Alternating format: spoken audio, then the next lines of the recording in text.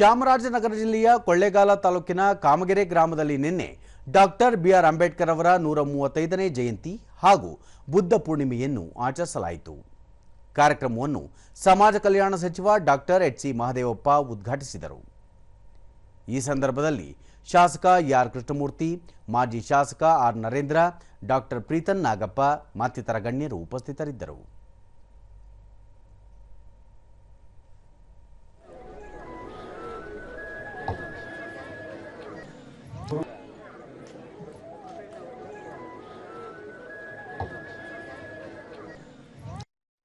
ಬಳಿಕ ಡಾಕ್ಟರ್ ಎಚ್.ಸಿ. ಮಹದೇವಪ್ಪ ಗೌತಮ ಬುದ್ಧ ಮನುಕುಲದ ಉದ್ಧಾರಕ್ಕೆ ಕೊಡುಗೆ ನೀಡಿದ್ದರೆ ಭಾರತದ ಪ್ರಜಾಪ್ರಭುತ್ವಕ್ಕೆ ಡಾಕ್ಟರ್ ಬಿಆರ್ ಅಂಬೇಡ್ಕರ್ ಬುನಾದಿ ಹಾಕಿಕೊಟ್ಟ ಮಹನೀಯರು. ಬುದ್ಧನ ಪಂಚಶೀಲ ತತ್ವಗಳನ್ನು ಇಂದಿನ ಯುವಜನತೆ ರೂಢಿಸಿಕೊಳ್ಳಬೇಕು. ಸಂವಿಧಾನದ ಆಶಯಗಳು ಬುದ್ಧ, ಬಸವ, ಅಂಬೇಡ್ಕರ್ ಅವರು ಹಾಕಿಕೊಟ್ಟ ಮಾರ್ಗದಲ್ಲಿ ಅಡಗಿದ್ದು ಅವುಗಳನ್ನು ಈಡೇರಿಸುವತ್ತ ನಾವೆಲ್ಲರೂ ಗಮನ ಹರಿಸಬೇಕು ಎಂದರು. ಪ್ರಜಾಪ್ರಭುತ್ವದ ಬೀಜ ಹಾಕಲು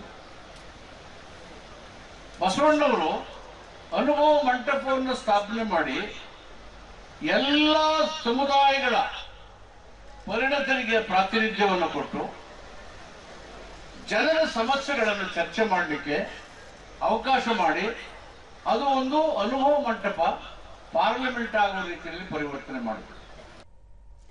ಶಾಸಕ ಆರ್ ಕೃಷ್ಣಮೂರ್ತಿ ಸಮಾಜದಲ್ಲಿ ಆರ್ಥಿಕ, ಸಾಮಾಜಿಕ, ಶೈಕ್ಷಣಿಕ ಹಾಗೂ ರಾಜಕೀಯ ಅಸಮಾನತೆಗಳನ್ನು ಹೋಗಲಾಡಿಸುವ ದೃಷ್ಟಿಯಿಂದ ಕೇಂದ್ರ ಹಾಗೂ ರಾಜ್ಯ ಸರ್ಕಾರಗಳು ಹಲವು ಆಯೋಗಗಳನ್ನು ರಚಿಸುವುದರ ಮೂಲಕ ಪರಿಹಾರ ಕಂಡುಕೊಂಡಿವೆ ಎಂದು ಹೇಳಿದರು.